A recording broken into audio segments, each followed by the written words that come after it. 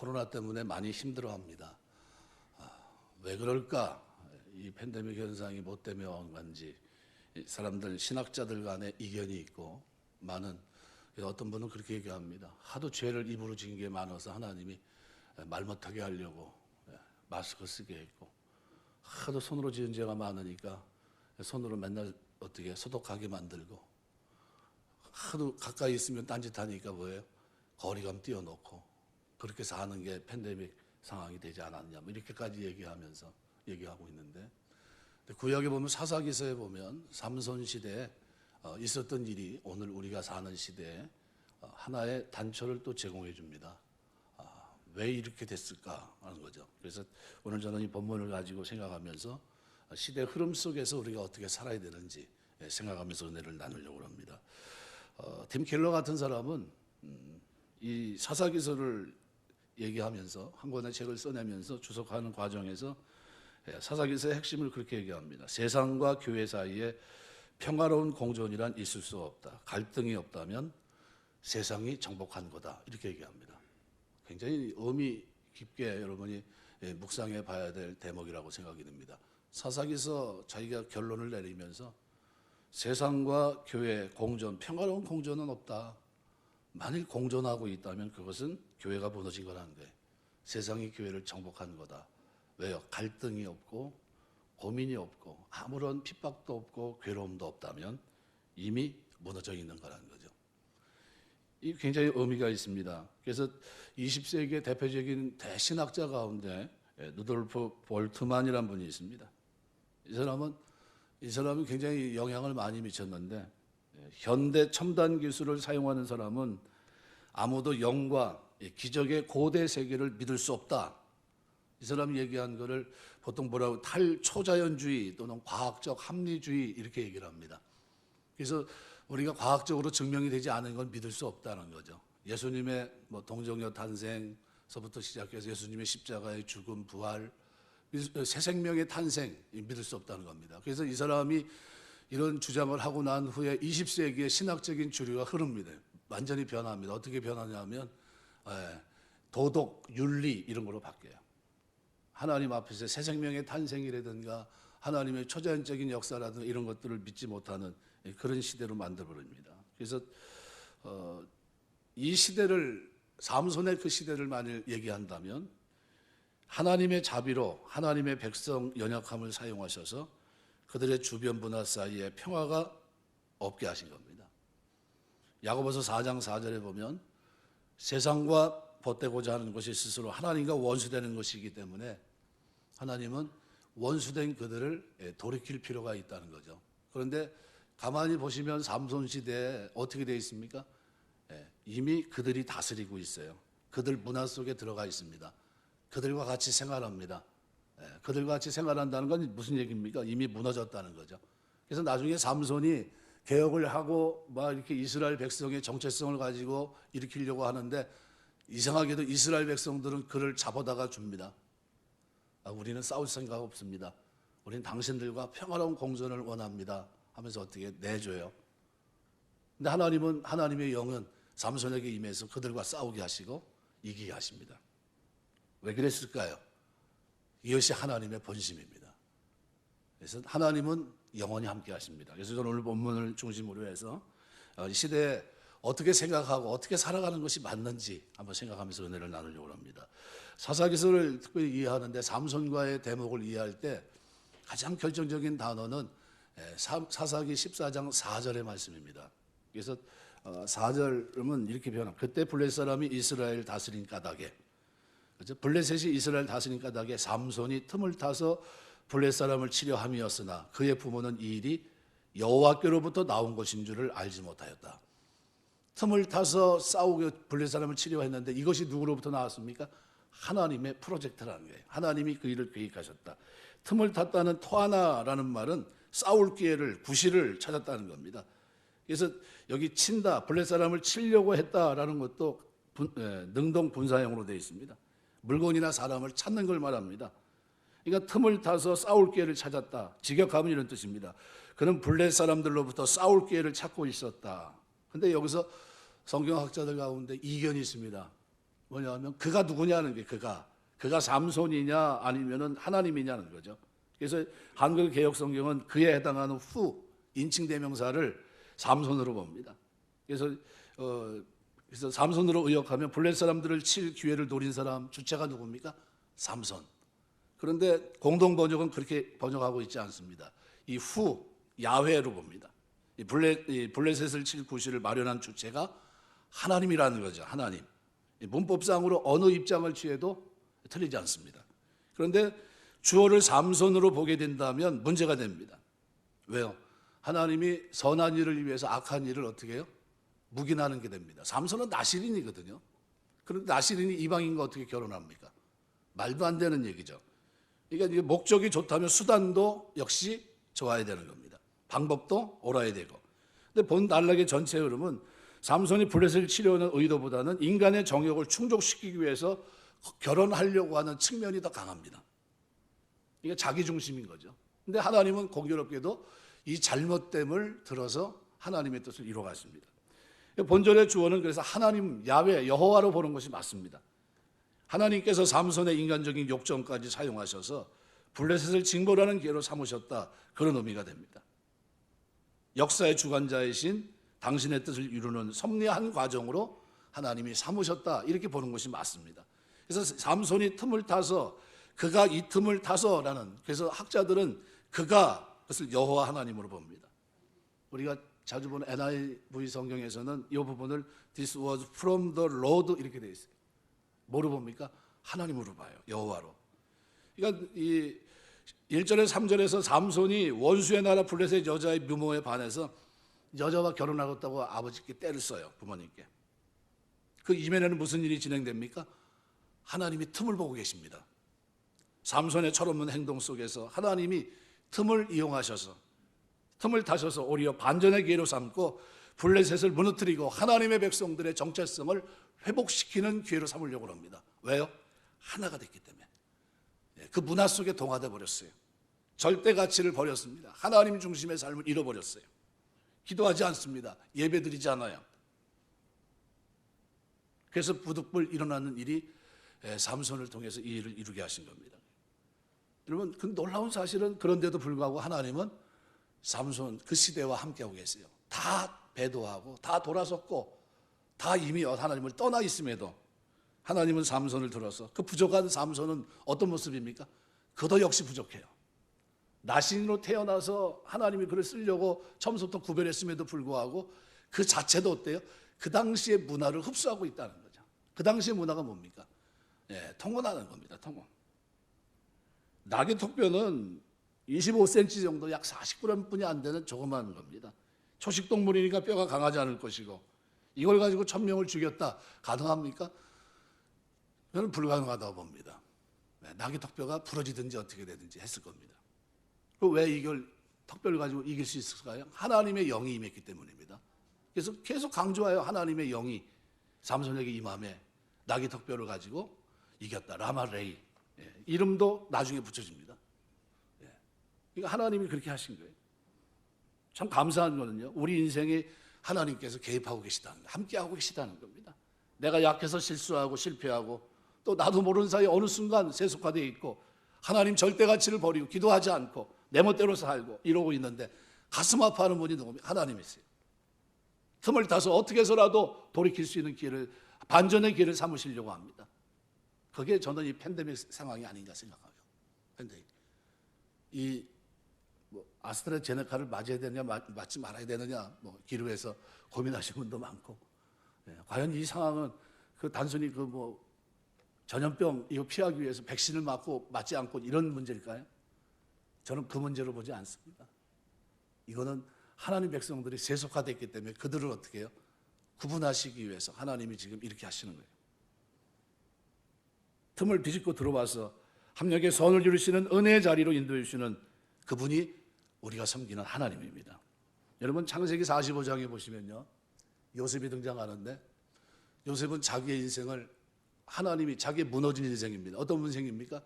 아버지 심부름 갔다가 형들의 배반으로 구덩이 던져지고 노예로 팔려지고 감옥에 갇히고 그리고 그것이 계속되는 상황입니다. 30세 전까지 무려 한 13년 되었죠. 굉장히 힘든 상황입니다. 그런데 그 틈을 비집고 오셔서 누가요? 하나님이. 그래서 나중에 고백을 하는데 뭐라고 합니까? 당신들이 나를 이곳에 팔았다고 근심하지 마소. 한탄하지 마소서. 하나님이 생명을 구원하시려고 나를 당신들보다 먼저 보내셨나이다. 8절에 보면 뭐라고 얘기합니까?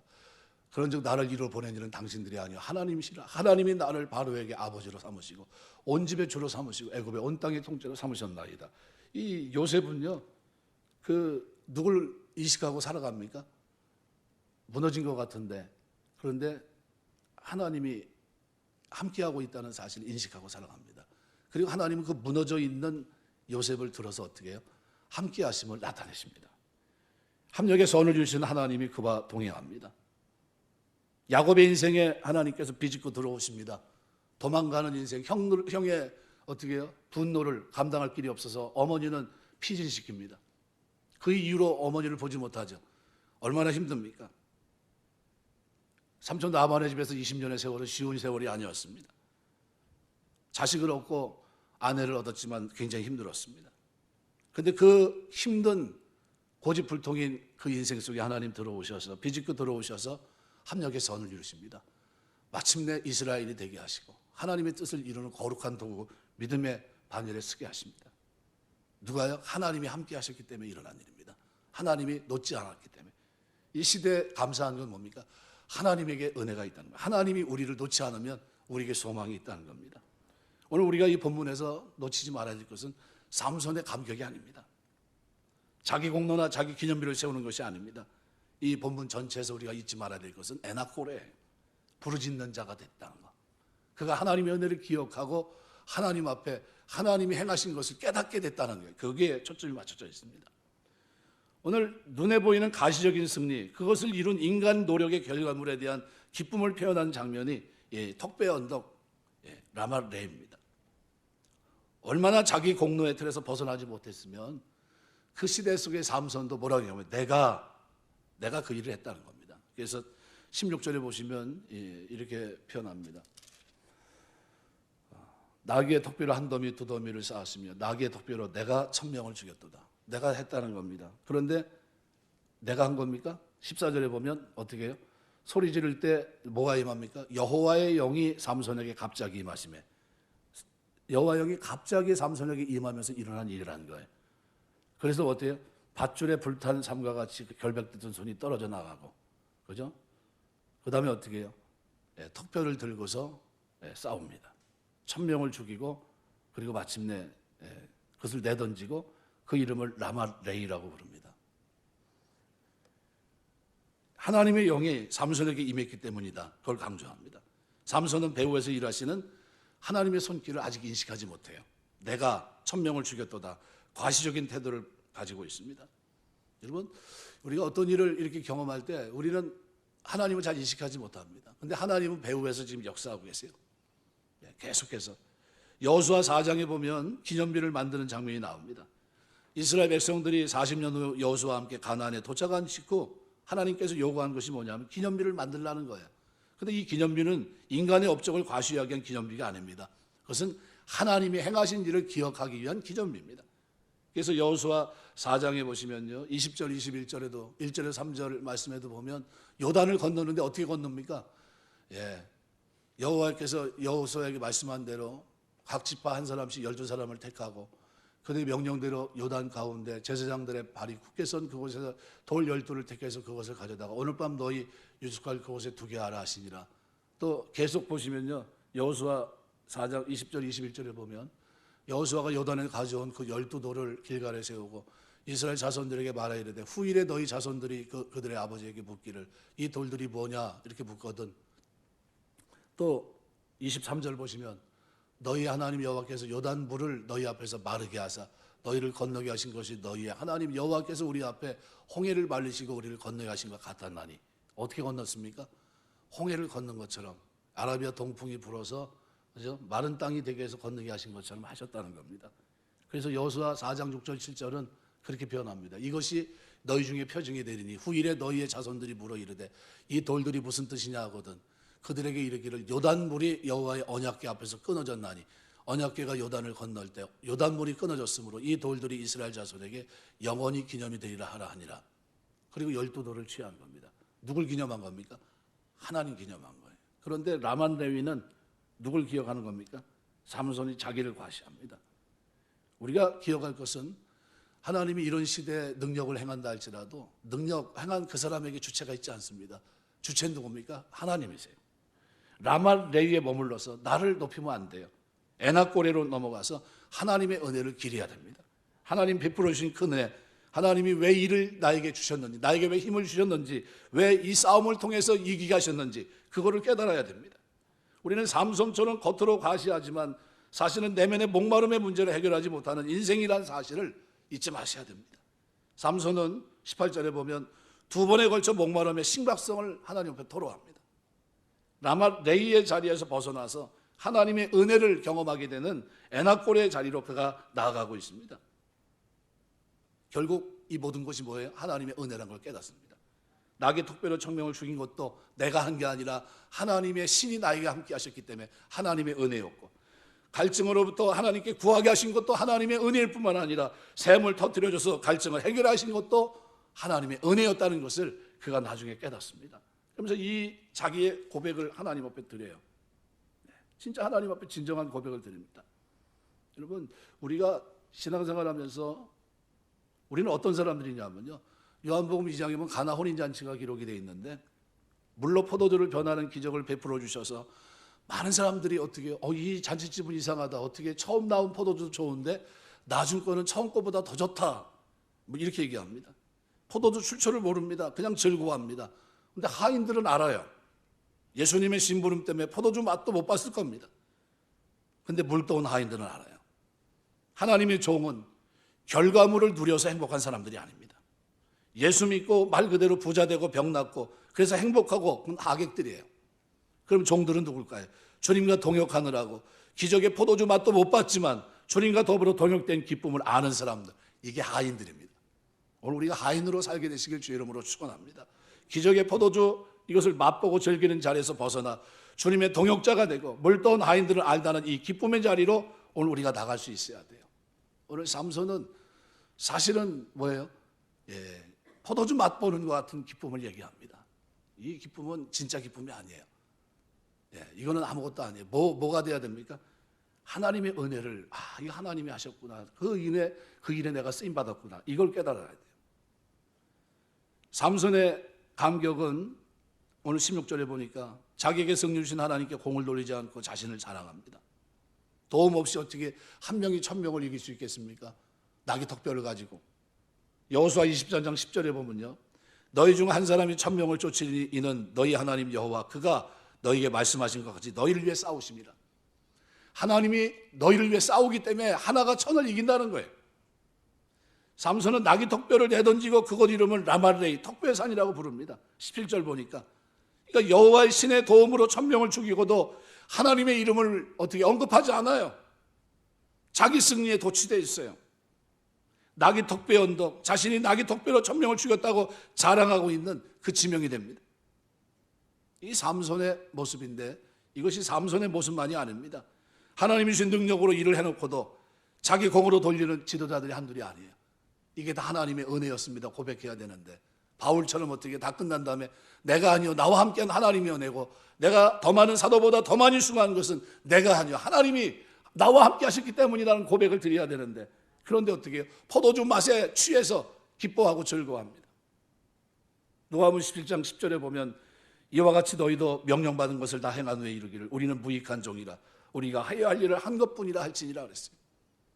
여러분, 이 시대를 우리가 바르게 살고 바르게 이해하고 살아야 됩니다. 이미 종교다원주의가 시작돼서 어떻게 해요? 종교 간의 평화를 얘기합니다. 무슨 말이냐면 절대 가치와 그죠? 가치, 이게 상대화되는 시대에 살고 있어요. 모든 게. 그래서 어떻게 해요? 동성애도 어떻게 해요? 상대적으로 인정해 주자는 거예요. 절대적으로는 안 되는 건데, 그죠? 그런 사회에 살고 있어요. 뭐 때문에요? 볼트만으로부터 시작된 겁니다. 그때 이미 진리를 어떻게 해요? 초자연적인 하나님의 역사들을 믿지 않는 이걸 얘기했던 거예요. 근데 그게 받아들여졌어요. 20세기에. 그리고 그 바탕 속에서 많은 사람들이 신학 공부를 했습니다. 그리고 그 영향 속에서 사람들이 뭘 얘기합니까? 윤리, 도덕, 선, 이런 걸 얘기해요. 진짜 절대가치 뭡니까? 생명의 탄생, 하나님의 역사, 하나님의 은혜, 이런 것들이 어떻게 무너지기 시작합니다. 지금 와가지고는 예수님의 십자가에 대해서 얘기하는데 보수신학, 우리 전사님하고 얘기하다 그런 얘기를 하더라고요. 목사님, 신학교 교수 가운데 보수신학을 공부했다는 사람들 중에서도요, 자유주의를 얘기하는 사람이 있습니다. 그래서 깜짝 놀라가지고 쫓겨나가고 하는 사람도 있어요. 그럽니다. 자유주의가 뭡니까? 볼트만의 영향을 받은 사람들이 결국은 하나님의 모든 능력을 부인하는 겁니다. 우리가 그런 시대에 살고 있어요. 그러나 우리가 잊지 말아야 될 것은 그리스도인들은 어떤 사람들입니까? 하나님이 행하시는 일로 인해서 감격하는 사람들이에요. 오늘 사사기 15장 16절에 삼손의 승자의 노래가 기록이 되어 있는데, 하나님, 우리가 주 앞에 쓰임받을 때 여러분에게 이런 찬송이 터져나오게 되시길 주의 이름으로 축원합니다.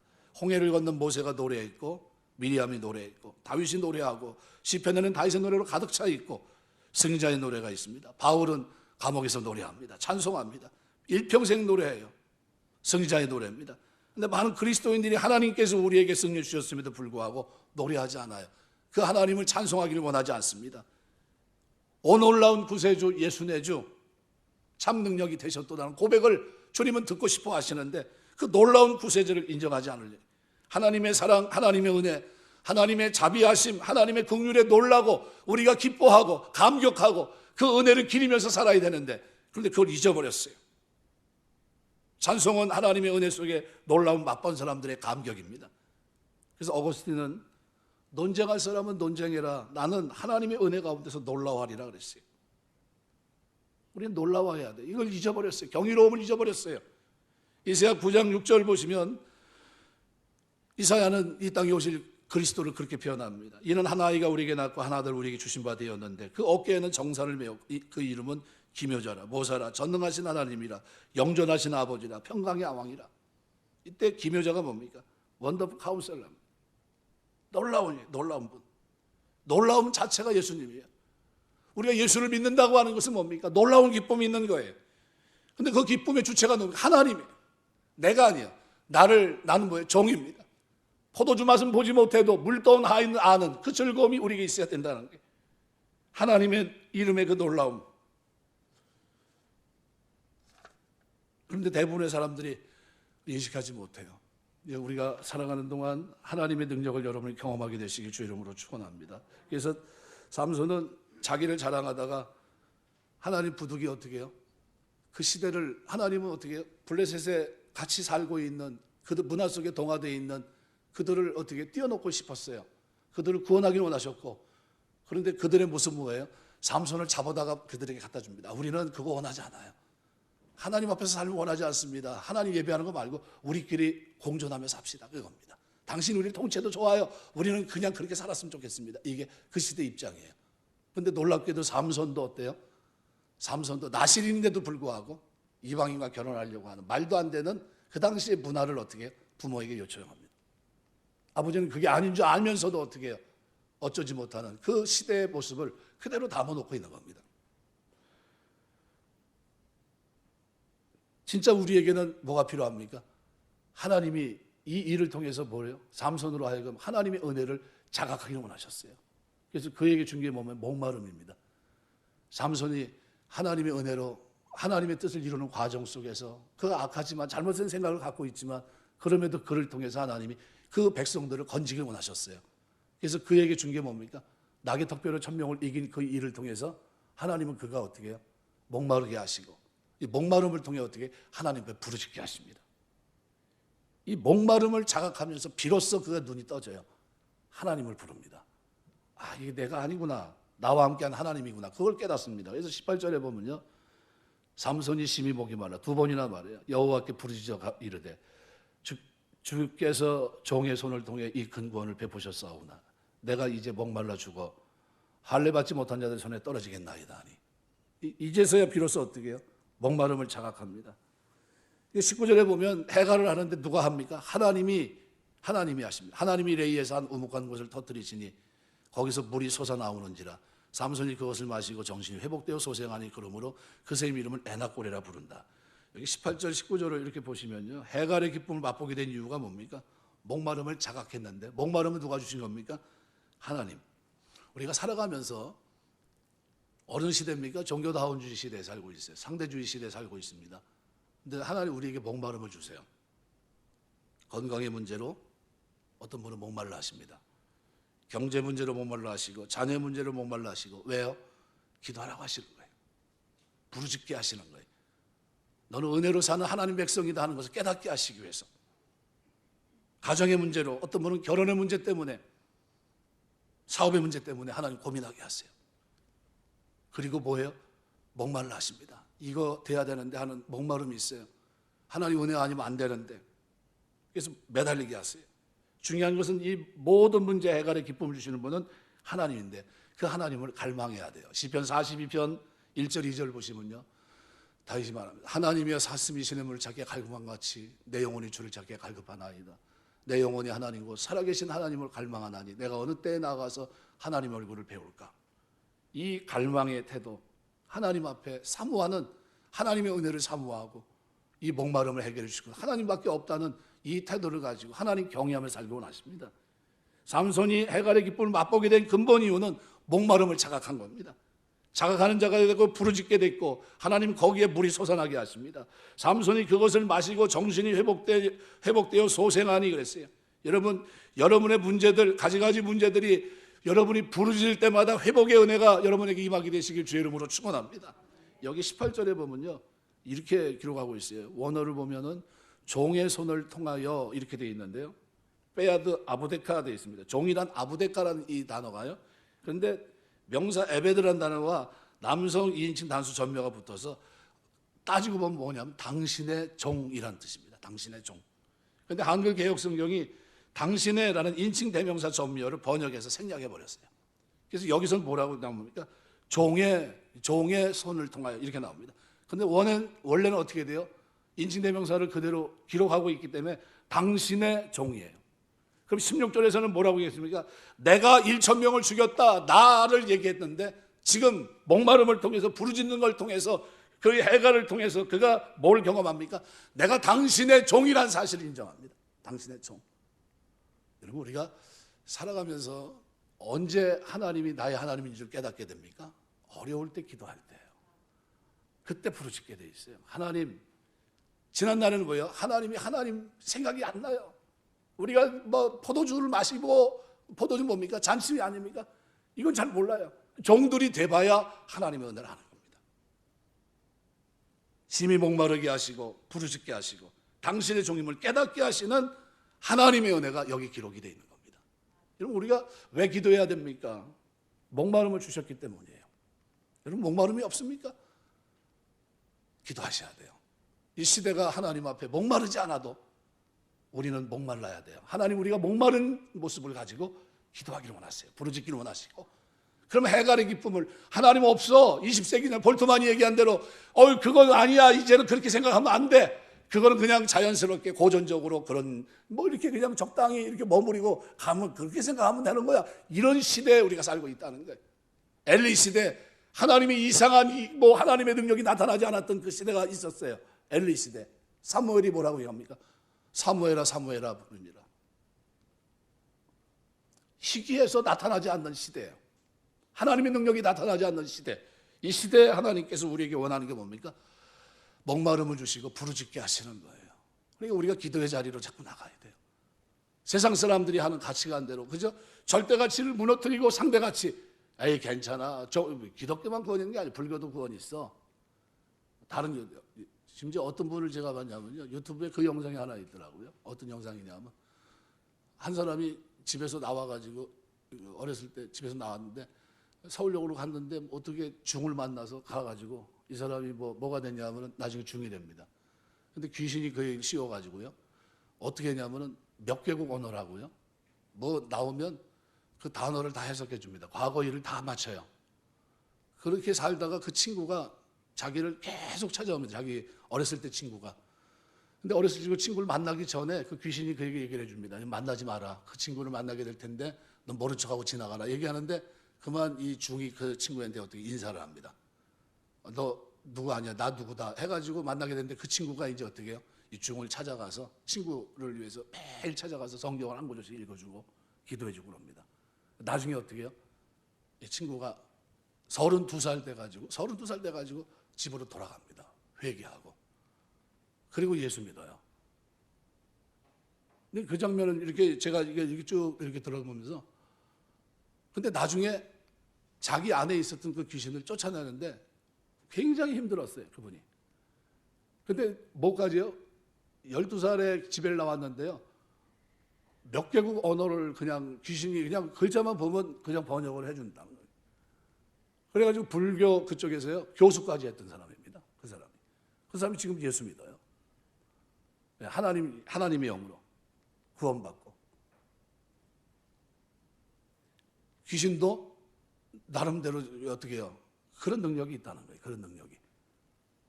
막 말도 안 되는, 우리가 말한 대로 누가 얘기하면 통역을 그냥 해버리는 거예요. 그런 게 있는 거예요. 뭐 방언을 하듯이 그렇게 하는 겁니다. 그 말을 제가 유튜브에서 그걸 이렇게 보면서, 참 하나님의 은혜가 크다. 왜요? 하나님이 그 친구를 만나게 하셔서 그 친구를 통해서 복음을 듣게 하시고, 그가 돌아오지 않고 그 틈을 비집고 들어가서 인생의 마지막 기회였을 겁니다. 그 친구는. 그 친구를 통해서 복음을 듣게 하시고, 그 성경 구절을 통해 믿게 하고, 자기의 삶에 회의를 느끼게 하시고, 그리고 돌이키게 하시고, 그리고 회개하고 돌아와서 귀신이 나가고, 그리고 새로워지는 그때까지 얼마나 세월이 걸렸습니까? 많은 세월이 걸린 겁니다. 그 친구가 왜 예수를 믿게 됐냐 하면, 자기 친구가 하루도 빠짐없이 자기를 찾아와서 성경을 읽어주고 하는 그 정성에, 누가 나에게 이렇게 2년씩이나 이렇게 투자하면서 이럴 수 있을까? 나를 생각하는 사람이 이 사람분이 없구나, 내 친구분이 없구나. 그래서 그가 이제 회심하게 됩니다. 그리고 자기가 이렇게 했던 그 사람들에게 복음을 전하게 되고, 이렇게 바뀐 모습을 보여줍니다. 여러분, 우리가 예수 믿고 구원받으면서요, 가장 말해야 될 것은 하나님의 은혜 속에 살고, 하나님의 은혜를 자꾸 잊어버리지 말아야 돼요. 경험하고. 우리에게 뭐가 필요하냐면 안식이 필요합니다. 재창조, 그러니까 재충전이 계속 필요합니다. 오늘 삼손에게 하나님께서 뭘 주신 겁니까? 싸우고 이긴 후에 진짜 말 그대로 해갈의 기쁨을 주십니다. 목마름을 자각한 겁니다. 그리고 그에게 해갈의 기쁨 주십니다. 그래서 주께서 이 큰 구원을 베푸셨사오니, 이 나타타라는 이 말은 영어로 기부를 말합니다. 그러니까 삼손은 자기 행한 일이 자기 스스로 힘으로 한 것이 아니라 하나님께서 주심으로 이루어진 베푸신 일, 주신 일을 기부를 하는 거예요. 그러니까 삼손은 위기에 직면해서야 비로소 자신은 하나님께서 사용하신 하나의 도구에 지나지 않았다는 것을 나중에 깨달은 거예요. 18절에 와서. 그래서 그렇게 깨달습니다. 뭘 통해요? 목마름을 통해서. 그래서 뭐래요? 주께서 종의 손을 통해 이 큰 구원을 베푸셔서 주셨으니 이라는 거예요. 하나님이 이 구원을 나에게 주셨다는 거예요. 승리에 도취해서 자기 자랑에 섞인 승전가를 부르고 하나님께 공을 돌리기보다는 자기 공을 기념하는 이런 잘못된 모습에서 예기치 못한 목마름이 그를 덮칩니다. 이 목마름은 단순한 목마름이 죽음에 이를 수 있는 고통의 목마름입니다. 여기서 자신이 얼마나 무력한가를 느끼게 되고, 삼손은 갈증을 견디다 못해 하나님께 도움을 청합니다. 그리고 이때 비로소 승리의 공을 하나님께 돌립니다. 하나님이 이렇게 하셨구나, 하나님이 큰 구원을 나에게 주셨구나, 베푸셨구나 깨닫게 돼요. 하나님의 축복으로 샘이 솟아나게 하십니다. 그 샘을 에나고레라고 부릅니다. 엔이란 말은 솟아나는 우물, 스프링을 말합니다. 핫고레라는 말은 부르짖다는 거예요. 그 부르짖는 자의 샘이에요. 우물을 통해 물을 공급받기 전에 하나님께 모아있다는 건 부르짖었다는 거예요. 부르짖었다는 거예요. 이 뭘 얘기합니까? 우리가 이 시대 속에서 살아가면서 하나님의 은혜를 사모하는 사람이 돼야 되고, 그 은혜를 때문에 나는 이 은혜 없이는 살 수 없습니다 라면서 부르짖는 사람이 돼야 된다는 것을 말씀해 주고 있는 겁니다. 우리에게는요, 그래서 재충전이 필요합니다. 지금 이 상태로 살아도 되겠습니까? 마스크 쓰고 백신 맞으면 끝나는 건가요? 아니에요. 하나님, 우리가 마스크 쓰고 백신 맞고 이거보다 더 우리를 귀하게 보는 게 뭐냐 하면, 이제 내 은혜 아니면 나는 하나님 은혜 아니면 못 삽니다 라는 고백을 부르짖으면서 하나님께 드리길 원하시는 거예요. 이게 에나고레입니다. 승리하면 승리에 머무는 것이 아니라 그 다음 탈진할 수 있어요. 열왕기상 10 말씀해 보면 엘리야가 갈멜산에서 대승을 거둔 후에 로뎀나무 아래서 죽기를 구합니다. 이게 인생의 단면입니다. 승리에 취해 있기보다 찬송하고 난 다음에 우리는 다시 한번 재충전의 길을 돌아가야 돼요. 지난날 하나님의 은혜를 기억하고 지금 어떻게 세속화되어 있다면 이제 하나님이 틈을 비집고 들어와서 내가 함께하고 있고 내가 삼손을 통해 너희를 내가 부르고 있다는 사인을 봤다고 한다면, 그 은혜를 우리가 경험하게 됐다고 한다면, 그 목마름을 통해서 하나님의 은혜를 체험하게 됐다고 한다면, 이제는 어떻게 해요? 하나님이 부르는 그 자리로 가야 돼요. 재충전의 자리로. 오병이의 사건 이후 예수님은 기도가 금식에 이런 이유가 없느니라 아주 중요한 메시지를 전하십니다. 마가음 1장 35절 새벽 5류 미명에 예수님이 한적한 곳에 기도하셨고, 누가복음 5장 16절에 예수님이 한적한 곳에 기도하는 장면을 기록합니다. 계속 뭔가 일이 있으면 예수님은 그 일이 끝난 다음에 어떻게 해요? 충전할 필요가 없는데도 가서 어떻게 기도하세요? 이게 무슨 얘기입니까? 하나님의 은혜로 이 일을 이뤘다는 거예요. 내가 아니라는 거예요. 하나님이라는 겁니다. 내가 병을 고쳤지만, 오병이의 기적을 했지만 내가 아니라는 거예요. 나와 함께한 하나님이라는 거예요. 그 하나님을 어떻게 계속 높여요? 자기를 나타내지 않습니다. 재충전합니다. 계속 재충전해요. 여러분, 우리가 보통 휴일과 안식 보통 얘기를 합니다. 휴일이 뭡니까? 일이 지쳐 쉬는 게 휴일입니다. 근데 안식은 충전의 의미가 있어요. 휴대폰 예를 들면요, 휴대폰을 사용하다 전원을 끄면 이거는 뭡니까? 휴식입니다. 근데 배터리가 다 나고 난 다음에 충전기에 넣으면 처음에는 충전임을 알리는 붉은색이 표시되다가 나중에는 완전 충전이 되면 녹색으로 바뀝니다. 이건 안식이에요. 일을 하다가 일을 중단했다면 그것은 휴식이고요, 충전하는 것은 안식이라고 합니다. 안식. 토요일까지 일하고 주일에 쉬면 그건 휴식이고요, 휴식은 하나님의부터 새 힘을 얻을 수 없습니다. 부러지지 않습니다. 근데 우리는 주 안에 안식해야 됩니다. 안식이 뭡니까? 위로부터 부어주는 능력으로 재무장하는 게 안식이에요. 예배를 통해서. 그런데 우리는 하나님의 강력한 종으로 거듭나는 겁니다. 기도를 통해서. 우리가 주일날 예배드리고 찬송하고 기도합니다. 뭐 하는 겁니까? 안식하는 거예요. 재무장하는 겁니다. 단지 쉬는 게 아니에요. 재무장입니다. 능력받는 겁니다. 충전기 안에 들어가는 거예요. 하루를 시작할 때 새벽 기도합니다. 왜 합니까? 충전하고 살겠다는 믿음입니다. 그냥 쉬고 휴식하고 살고 푹 자면 그냥 쉽게 자면 돼요. 원하는 대로 그냥 살면 됩니다. 근데 안식은 그렇게 살지 않아요. 새벽 기도합니다. 보통 사람들이 시력을 얘기하는데, 시력이 좋지 않거나 눈의 피로를 덜기 위해서 50분 일하고 10분은 눈을 감고 쉬라고 합니다. 근데 이거 우리 생각이고요, 의사들은 그렇게 말하지 않습니다. 그 10분 쉬는 시간에 눈 감고 있지 말고 먼 곳을 보라고 얘기합니다. 눈의 건강에 그것이 더 좋다는 거예요. 세계에서 가장 시력이 좋은 사람들이 몽골 사람들인데요, 얼마나 평균 시력이 2.9입니다. 정말 시력이 좋은 사람은 7.0 정도 된다고 합니다. 왜요? 항상 지평선을 바라보고 있기 때문에. 까마득한 지평선을 보고 저기 사람이 온다 이렇게 얘기할 정도면 2.9 정도 되고요, 정확히 누가 온다 외치면 7.0이라고 합니다. 먼 곳을 바라보기 때문에 시력이 굉장히 좋습니다. 많은 사람들이 안경을 끼는 이유가 뭡니까? 근시가 되는 이유가 뭡니까? 밤낮 가까운 것만 보는 거예요. 멀리 보질 않아요. 멀리 보면 시력이 회복됩니다. 영적으로도 마찬가지예요. 나의 삶에 가까운 곳이 뭡니까? 나의 삶의 어려운 문제들, 내 주변에 있는 것들입니다. 산적한 문제들. 내 주변에 널린 것만 바라보고 있으면 영적인 근시가 되는 겁니다. 50분 정도 문제를 바라보다가 적어도 10분 정도는 기도해야 돼요. 하나님 앞에 내가 산을 향해 눈을 들리라. 나의 도움이 어디서 올고 나의 도움이 천지를 지으신 여호와에게서로다. 하나님 바라보는 거예요. 신앙이 뭘까요? 신앙은 다른 믿지 않는 사람들이 밤낮 가까이 있는 것을 바라볼 때 우리는 멀리 계신 하나님, 나의 소원을 갖고 은혜를 베푸시는 함께 하신 그 하나님을 바라보면서 재충전하는 겁니다. 예수님이 이 땅에 오셔서 계속해서 재충전하셨어요. 안식하셨습니다. 일상생활을 무시하지 않았습니다. 삶 가운데 들어가 일하셨습니다. 많은 문제에 부대끼셨습니다. 그러나 주님은 영적으로 먼 곳을 바라봅니다. 하나님을 바라보는 재충전의 시간이 끊임없이 있었어요. 부르짖는 마지막 십자가를 앞두고는 여러분이 잘 아실 겟세마네 동산에서 여러분이 3피리어드를 기도합니다. 1시간씩 땀방울이 떨어져 핏방울이 될 정도로 간절히 기도합니다. 그분이 누구십니까? 하나님이신데 기도하실 필요도 없을 텐데, 그런데 기도하세요.